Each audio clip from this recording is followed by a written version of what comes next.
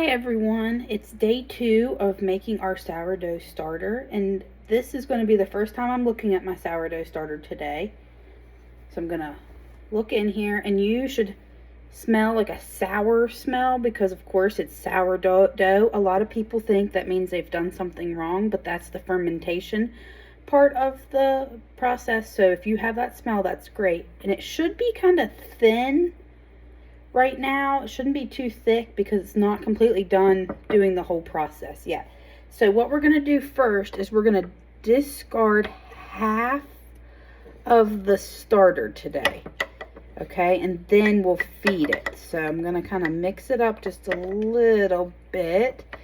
And I'm going to take out half of what is in here.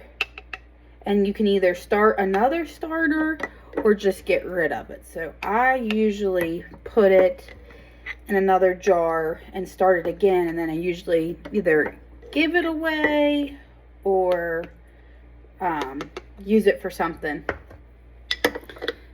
Okay, so now this is what I have left. So I took out half of the starter. Okay, this is my half measuring cup. So I took out half of what was in here.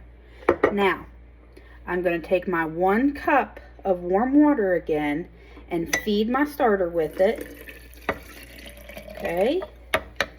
Kind of mix it around a little bit, and then I'm going to do my 1 cup of unbleached flour.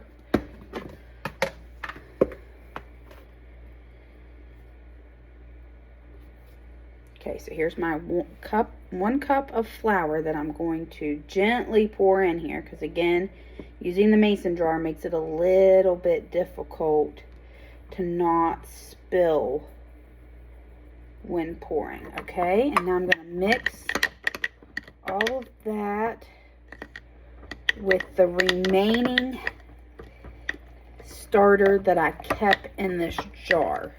And then we'll repeat the process again of keeping it covered for 24 hours at room temperature. And so something that I didn't say yesterday in my first video is these videos for this is using measuring cups. And a lot of times I will use a scale, but if you don't have one, it's perfectly fine and you can use the measuring cups.